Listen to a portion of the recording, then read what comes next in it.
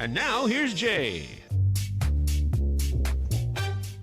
Well, welcome back, and thank you for still being here with us on the Educated Retirement Show here on KMET, where we do discuss matters having to do with retirement, getting ready for retirement, being retired, growing older, which we're gonna, get into a little bit more.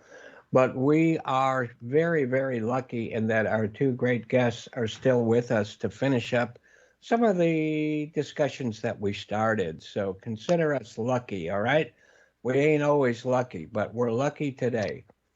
So again, let's introduce. We have Cynthia Sender and we have Steve Wanamaker. Now we'll skip my stuff till later.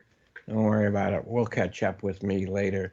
But we'll go ahead. But we were interrupted by life while Steve was just kind of telling us about the different steps or different types of places to retire to when we need help. So go ahead, Steve, and continue where we left off. Okay. So we had covered residential care homes, which are the smaller care homes, the standalone memory care communities, and then getting into the larger communities, which provide assisted living, where you can have an apartment everywhere from a shared apartment up through a 2 or even 3-bedroom apartment. And then those communities provide levels of care depending on what kind of care that particular resident needs. So it's all catered specifically the type of care that they need. It might be no care at all, where you can live completely independently. In fact, there are communities that have completely separate wings or buildings that are completely independent. And then the other side of the building might be assisted living. So, those communities, of course, are going to provide much more activities than those small residential care homes would.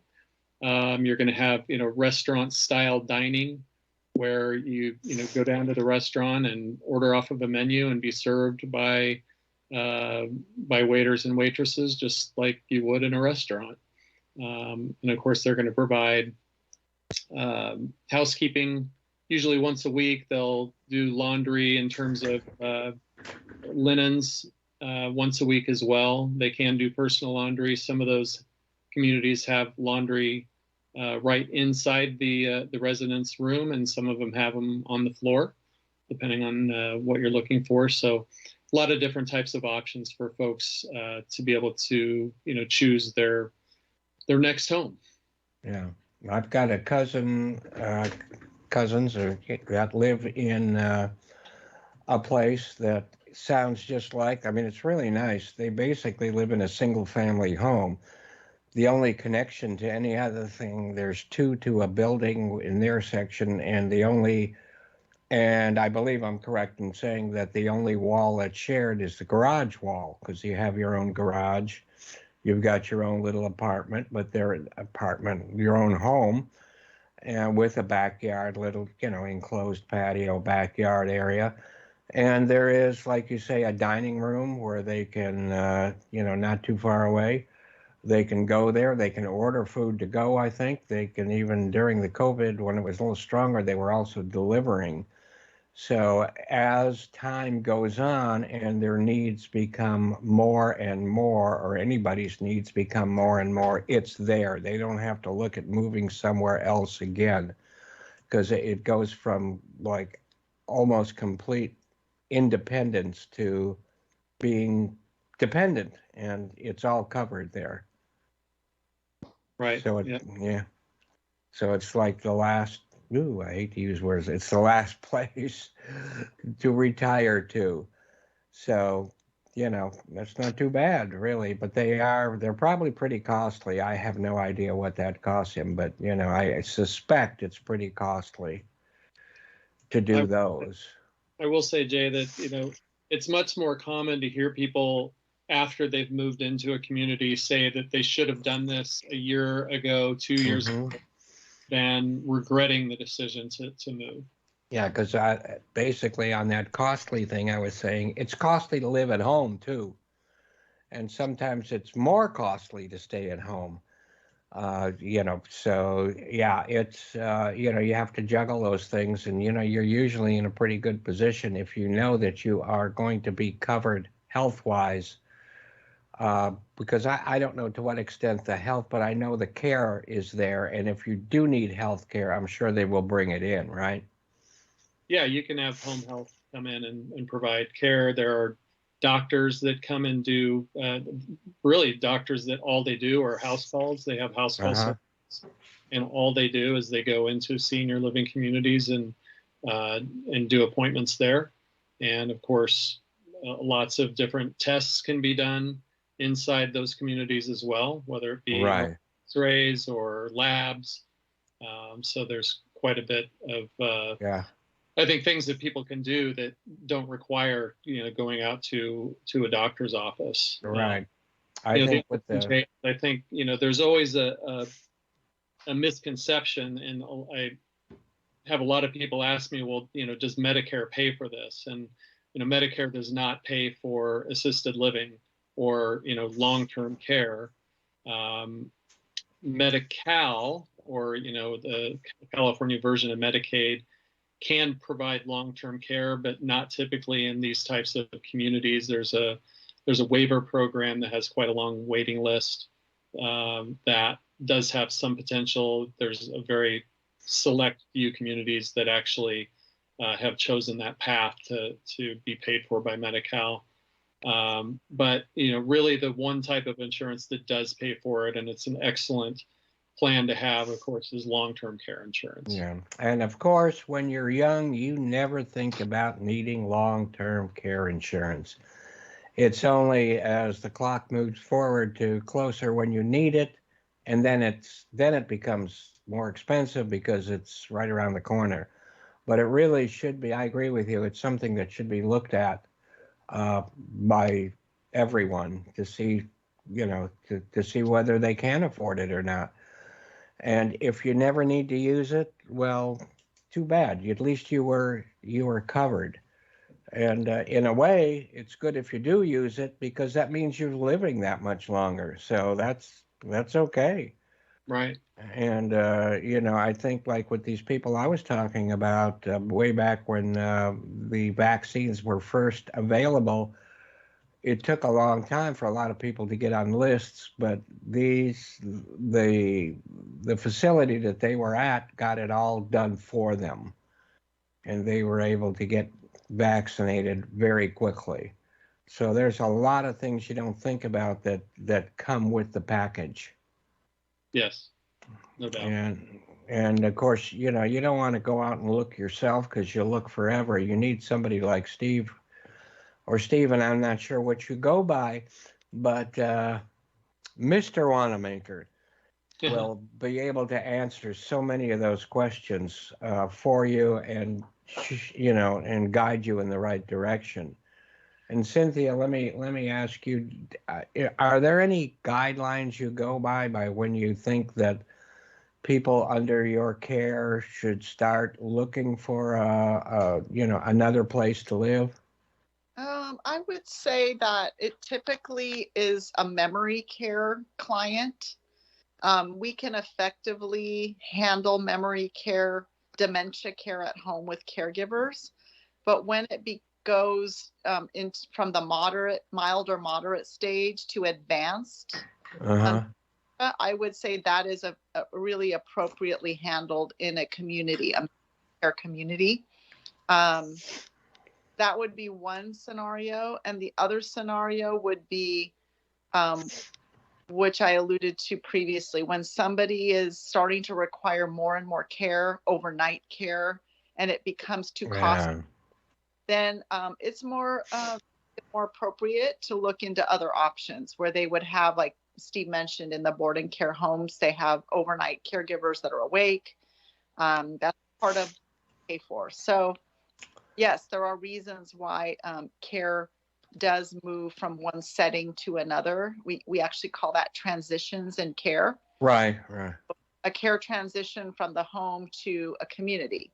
Right. Yes, why maybe their and needs are so great that they have medication needs, which means you need a nurse to administer. If it's typically diabetes, caregivers aren't licensed to handle insulin injections. So when a person no longer can give themselves the injection, now Yeah. you're at another service that you have to pay for. Yeah. So there are many instances when moving out of your home to another location makes more sense. Right. And you know what I was saying earlier with Steve when we talked about cost and where it may seem like a chunk of money to move to one of those places. Remember, living where you're at right now, it's not a standalone cost. You have to compare it with what is your, if you have a house payment, if you have a rent payment, everything else that you're paying for living at home needs to be compared.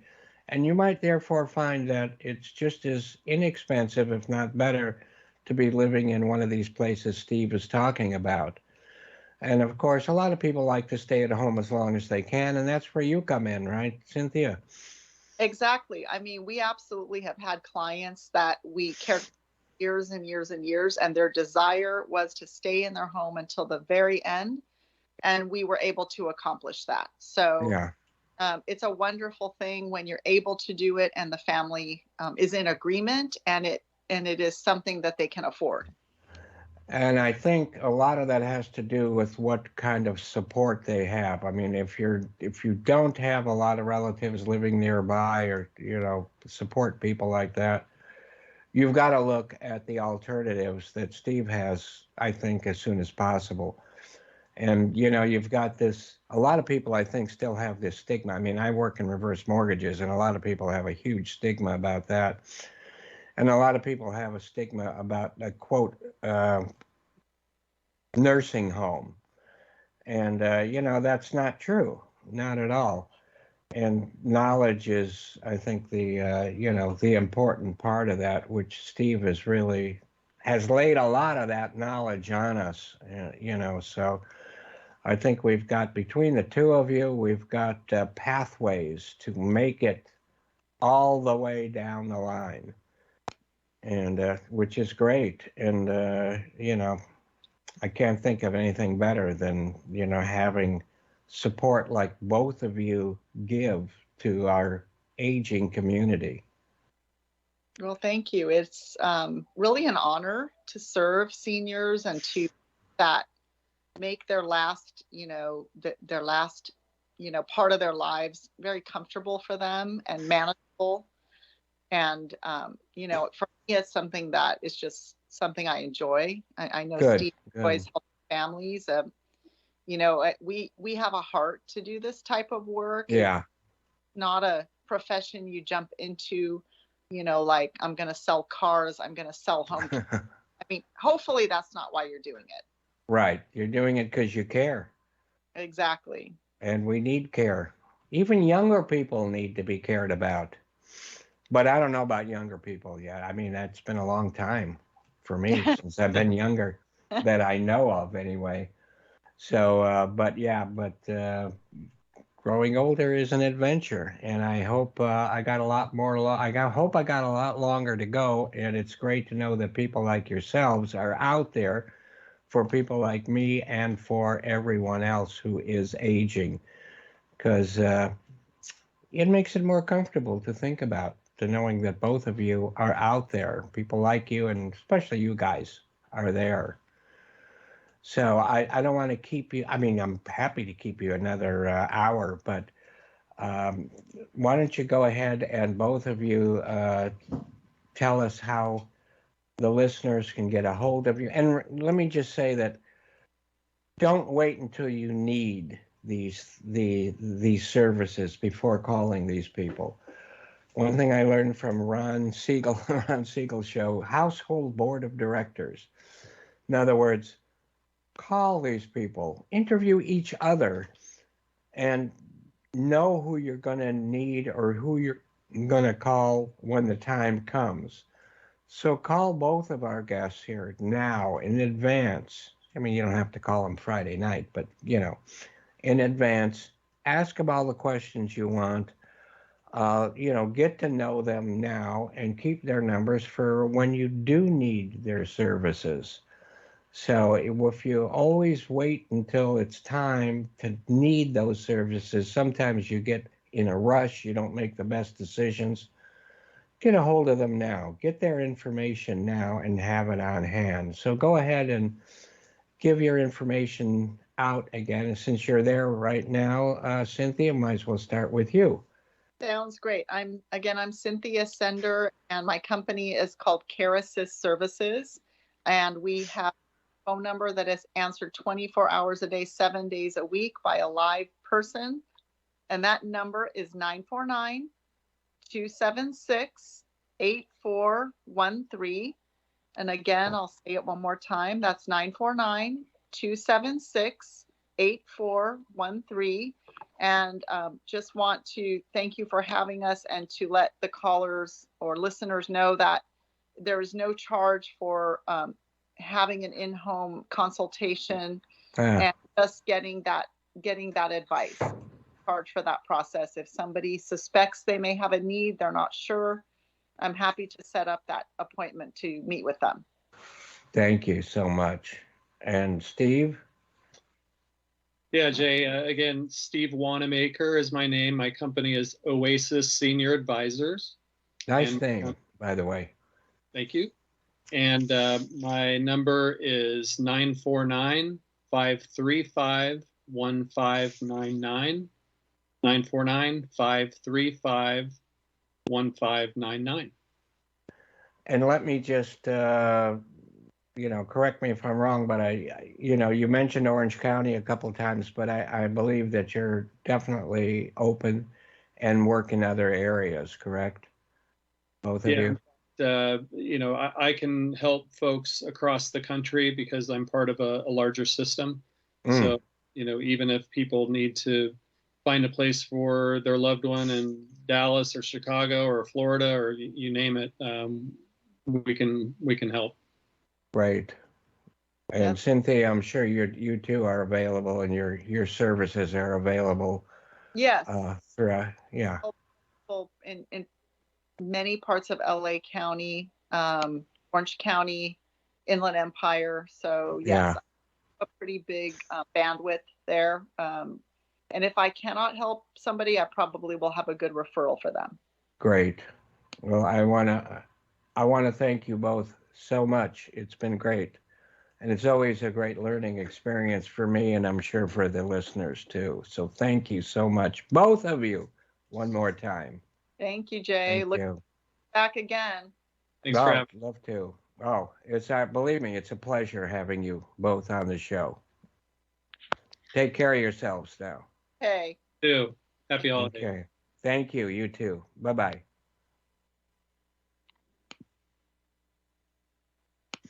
So thanks to both of those great guests for being with us. And we will get back to our nostalgia period, which is, we were talking about Jeff Bridges. And where was that mask of mine? Oh, well, doesn't matter. But we'll finish Jeff Bridges, and we'll go on to NASA Nellie, who is... her space station is still rotating, so we'll get back. We'll get to her as soon as she lands here in just a few more minutes.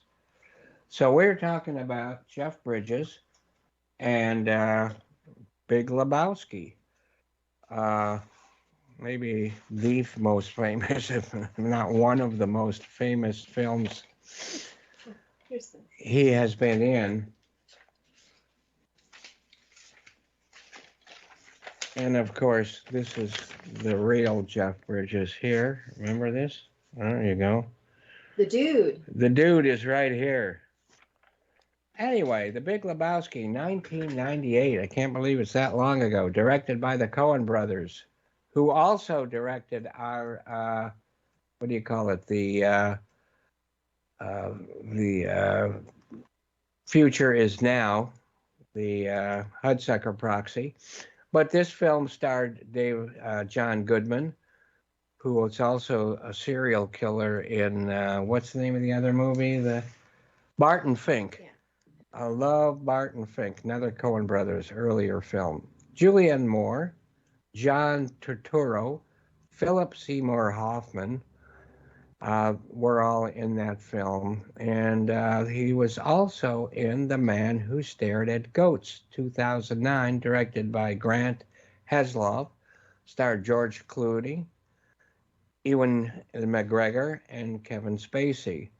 And did you know, when it comes to the man who's,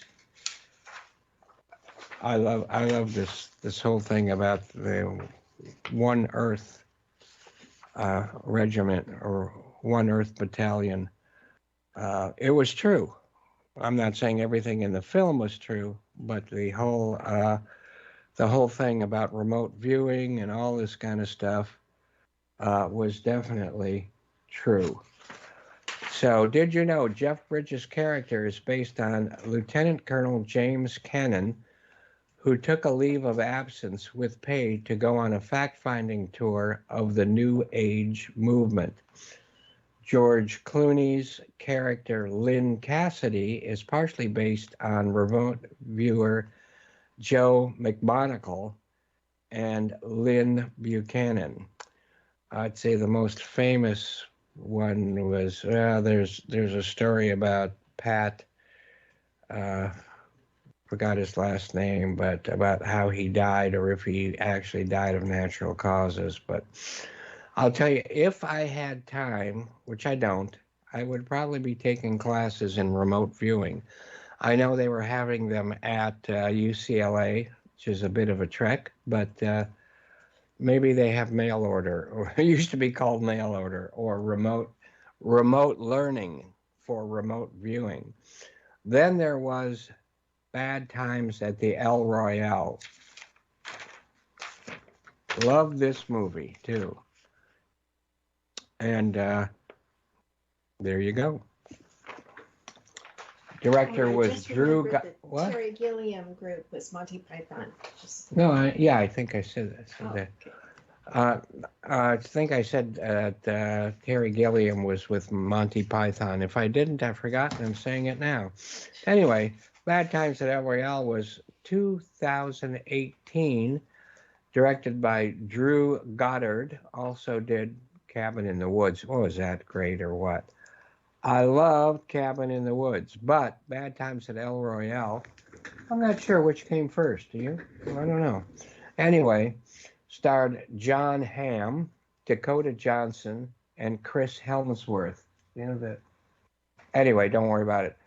A little trivia about El Royale. The hotel motel El Royale is based on the famous Cal Neb resort and casino that was once owned by Frank Sinatra. The resort sits on the border between Nevada and California on the shores of Lake Tahoe. And after it burned down in a fire in 1937, it was rebuilt in just 30 days. Wow. In 1960, Frank Sinatra purchased it with several others, including Dean Martin and mobster Sam Giancana. The casino has an interesting history. We'll save that for another show. But after passing through the hands of different investment groups over the years, it was closed for renovation in 2013 and has not reopened since. I would love to go there, and maybe I will. The movie was shot on actual film with traditional set lighting. A lot of directors still like actual film. Usually projectors. It's usually projected digitally, but you know, it can still, there is a difference when the original is on film. And the hotel was designed to allow enough light to shoot the film by. Chris Helmsworth, who we remember from Cabin in the Woods, and also he was the hammer guy. Thor. Here he is here, and as you can see, he looks a little different than normal, or that you might remember from superheroes, he had to lose about 30 pounds of muscle weight immediately after Avengers Infinity War to star in this film. Matthew McConaughey was considered for the role of Billy Lee, Chris's role. The El Royale was built from scratch on a soundstage that is the one they used for the film, with much of the decor custom made. The color scheme was meticulously set out so the California side was mostly yellows and oranges, while the Nevada side was purples and blues. So it was like a stripe down the middle of this motel that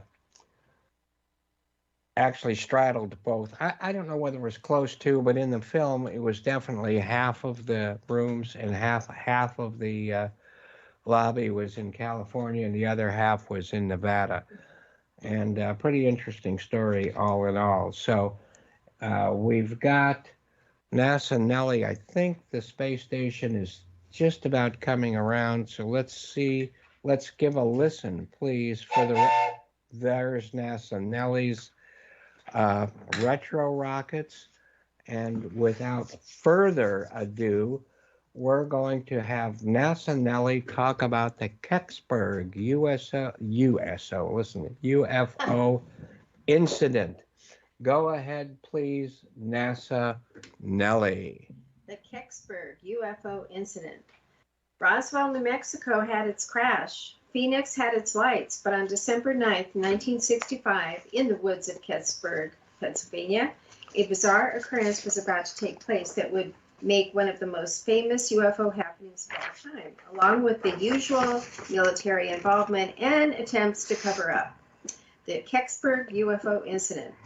It was early evening when a brightly blue, smoky fireball streaked across the skies was seen by thousands in 6 states, crashed, or as some say, landed in the woods of Kecksburg, only 30 miles from Pittsburgh.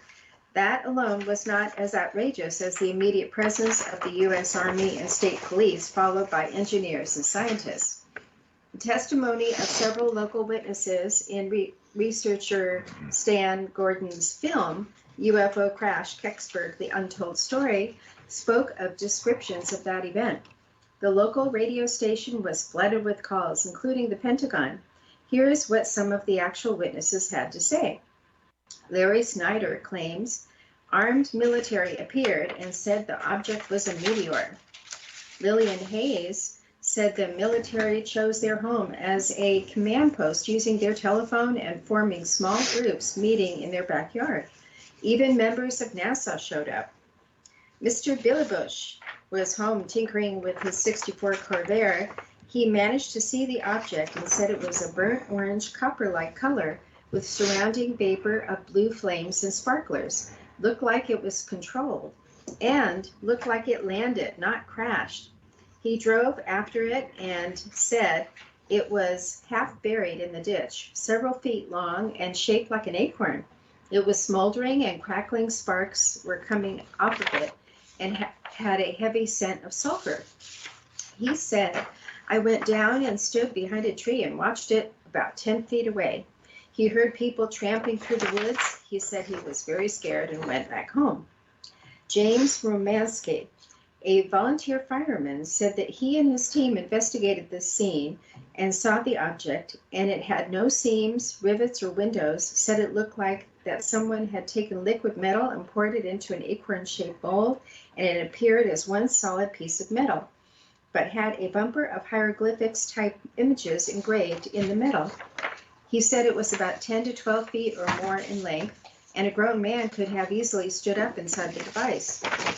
He also said that 2 men in overcoats appeared on the scene and told the searchers that the area was now in quarantine, and soon the area was swarmed with military.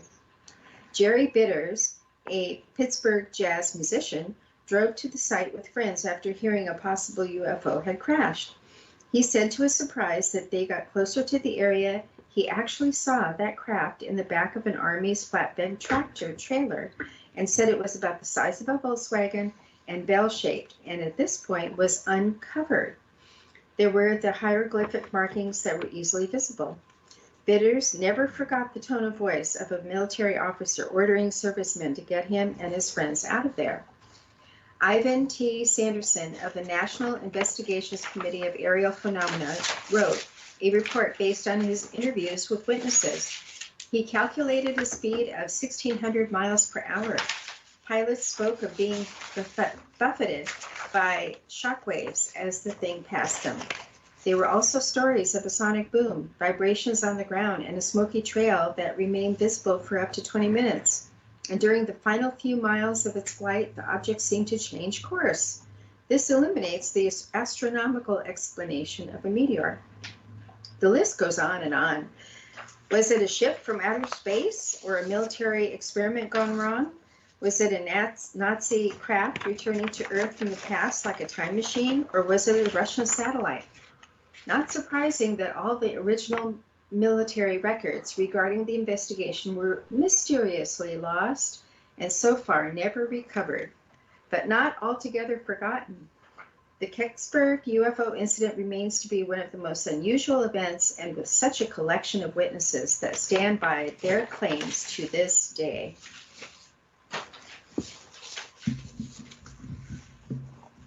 And here is that Kecksburg, the untold story. UFO crash Kecksburg, the untold story that the film that Nassanelli talked about, here it is, right here. And I think Nassanelli was alluded to the Nazi, or the Nazi bell, as it's called, which is, oh, she's gone already. Well, goodbye. But, you know, there was this thing about the, they call it the Nazi bell, but the Germans were working on not only time travel, but, you know, anti-gravity, all this good stuff. And there supposedly was this thing called a bell, because it was shaped like a bell or a acorn. And it disappeared, and the guy that was in charge of the engineering on that was also disappeared. So there was always talk about that he took off after Germany lost the war, took off in the Bell, and came back in Kecksburg. Now, there was a lot of people there, a lot of military, NASA. You know, could it be? This is one of those things that I'm not sure about. I think it could be an experimental thingy from our government, almost as well as anything else. But it could be UFO too. I don't know. Maybe someday I'll find out. I don't know. But in any case, let's get on with some more birthdays. And who else was born on the 3rd, 60 years ago?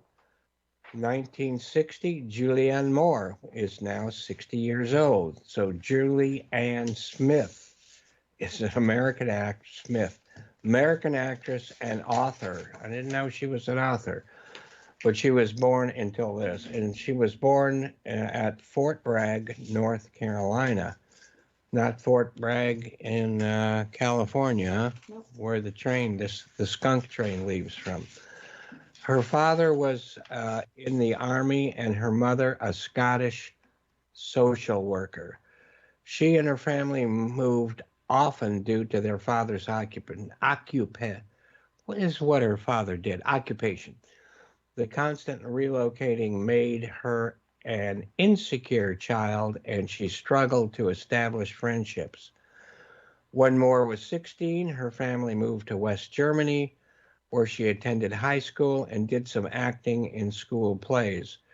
She was encouraged by her English teacher to pursue a theatrical career, and she eventually graduated in theater from Boston University. We got a couple pictures, although I'm sure you know what she looks like, but there she is. Okay. A bit younger. She doesn't quite look 60. Well, this is pretty much a little bit out of focus, and looks like it's about from the same time period. and that's okay. And do you know what this is from? As the World Turns, I think. Oh, okay. From As the World Turns, there she is.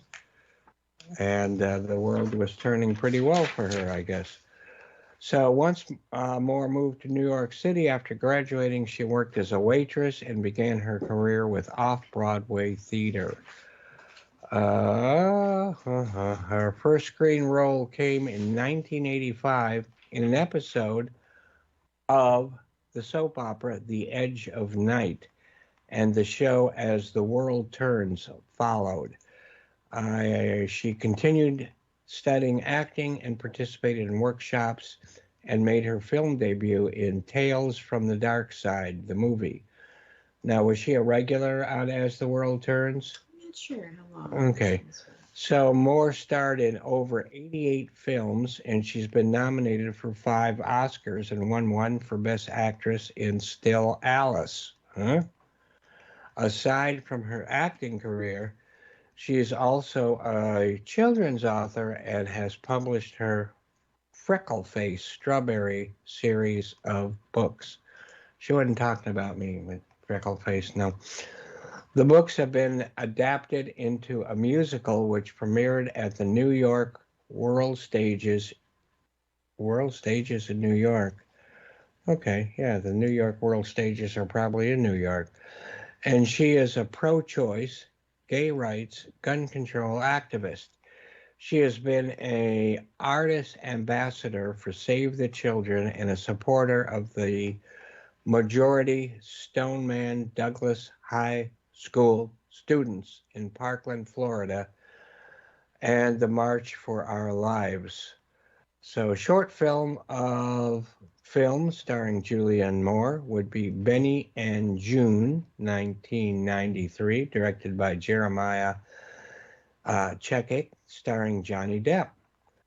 The Lost World, 1997, directed by good old Steven Spielberg, starring Jeff Goldblum, and film nominated for 1 Oscar. And there's The Lost World, again with a laser disc. And I think, what Spielberg was and company were trying to do was kind of a remake in a way of the original silent classic, The Lost World, where a dinosaur was brought back to the big city, kind of like King Kong in a way, but so be it. And The Fugitive, 1993. And sorry about that. There's The Fugitive, a very well-loved film, big-time movie. And obviously from the, it started off as a TV series, but this movie really did a great job of that. So The Fugitive was directed by Andrew Davis and starred Harrison Ford, Tommy Lee Jones, in one of his always lovable roles. And the film was nominated for 7 Oscars and won 1 for Best Actor, Tommy Lee Jones. And then there was The Big Lebowski, which we've already talked about. Again, the Coen brothers, starring Jeff Bridges, John Goodman, John Turturro, and there is Magnolia also, which we've talked about several other times in the past, and all of the good stuff it did. So there you go. Children of Men, again, which I've mentioned several times, is one of the best films ever made. Was 2006, directed by Alfonso Cuarón, who also did what I think is the best Harry Potter movie, The Prisoner of Azkaban. He did Gravity, which won a whole lot of awards, and to me, this is his best. The Children of Men is amazing. And it starred Clive Owen, Michael Caine, film nominated for 3 Oscars. Now, who else peeked out of the shadows on December 3rd, 52 years old, 1968, Brendan James Frazier. That would be Brendan Frazier. Brendan James Frazier is an American-Canadian actor, and Frazier was born in Indianapolis, Indiana. His mother was a sales counselor, and his father was a former journalist who worked as a Canadian Forest Service officer for the Government Office of Tourism. So what am I looking at? Oh, in case you forgot, there he is. He's a little bit younger there, but he's aged well. And yeah, there he is again.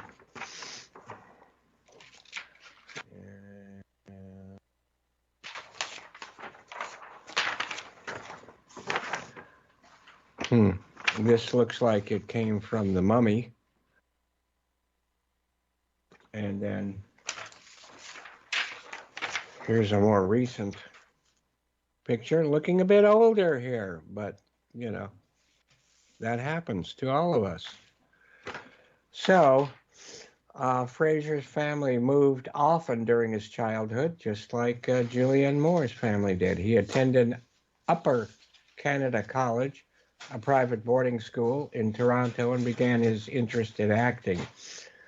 He began acting at a small college in New York City, traveled to Hollywood, and stayed to work in film. Frazier made his first leading role in 1992 in the comedy Encino Men, where he played a frozen prehistoric caveman who was thawed out to the present day. His first major box office success was in 1997, George of the Jungle. Frazier has starred in 47 films, and Brendan is also an accomplished photographer, just like Jeff Bridges, and like our director right here, Kathleen Kaplan.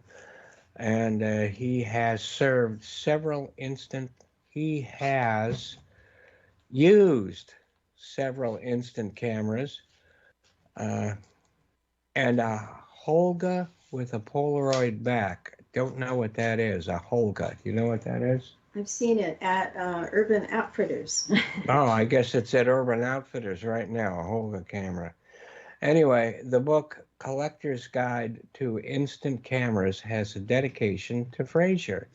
Instant cameras are making a comeback in spite of the digital age. He's performed his own stunts in films, and he, over the period of 7 years, has several injuries leading to surgeries such as knee replacements, as well as vocal cord surgery. Those health issues, along with a messy divorce, death of his mother, and depression, resulted in his career being in decline for several years. His future plans are, as part of the cast of Darren Aronofsky's upcoming film, The Whale. That's got to be quite a thing, because Aronofsky does some really strange things, although and hard work. I still love pie, not the apple pie of today, but take a look for that film out there. An American psychological drama, also starring Stranger Things' Sadie Sink, who is the redheaded like Julianne Moore, but she plays the teenager in Stranger Things, which I hope is coming back pretty soon. Next year. I don't know, next year? Yeah. Oh, next year starts in a few days. Okay. He's also part of the cast of Martin Scorsese film Killers of the Flower Moon, an American Western crime drama starring Leonardo DiCaprio and Robert De Niro. Well, look forward to that. As well as portraying the villain Firefly in the upcoming superhero film Batgirl.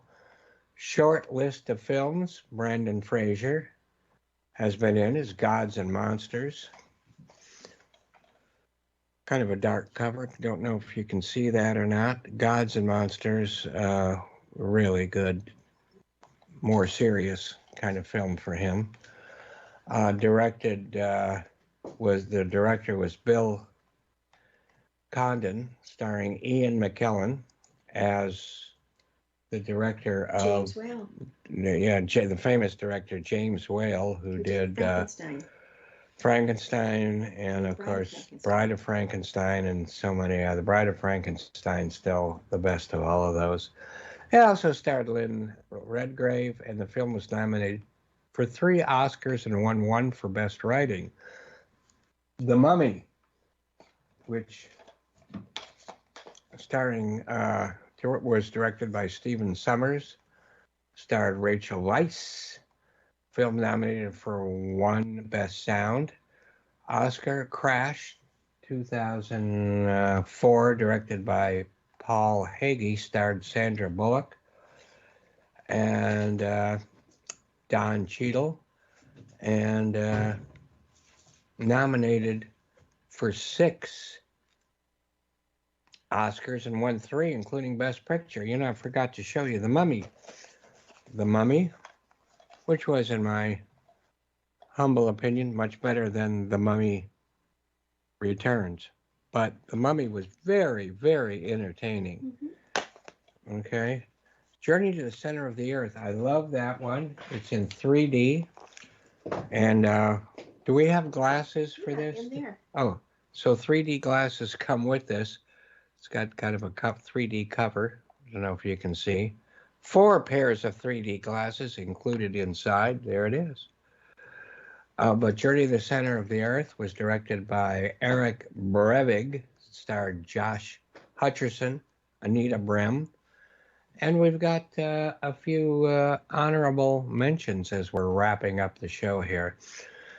And that would be Freddie Boom Boom Cannon, who was born on the 4th, 1940, 80 years old. But with a name like Boom Boom, how could we leave him out? And he was the #1 most appearing person or personality on Dick Clark's American Bandstand. Dick Clark's American Bandstand. 110. 110 times he was on. And here's another picture of Freddie Boom Boom. I wonder if I could get that middle name.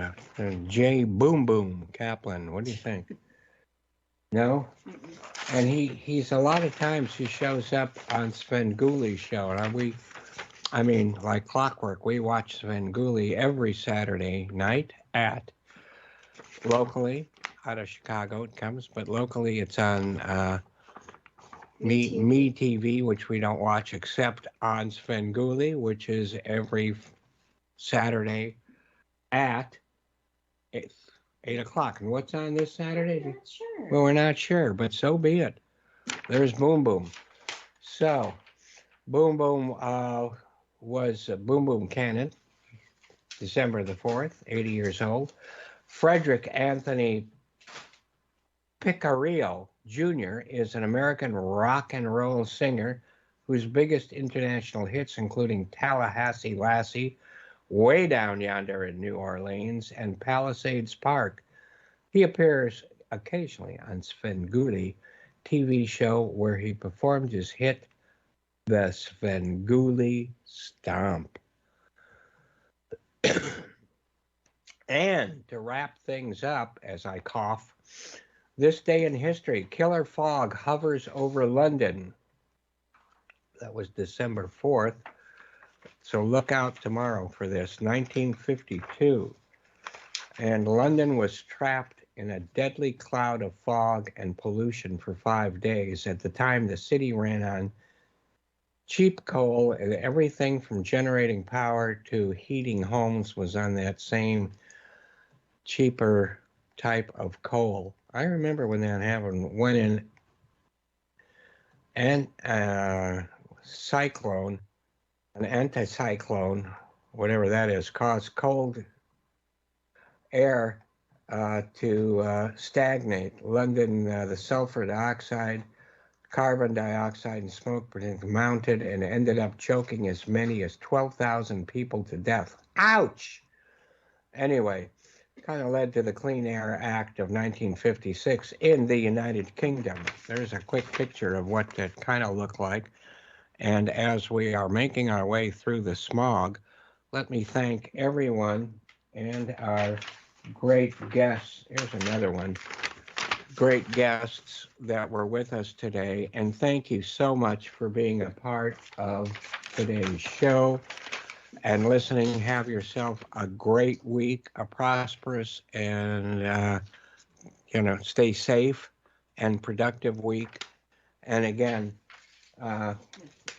thank you so much. And we'll see you again next week. I always say we'll see you as if I'm looking at you, but maybe I am. I got, yeah. And remember, Kaplan will be here in front of the same cigar store next week. Take care of yourself. Bye-bye.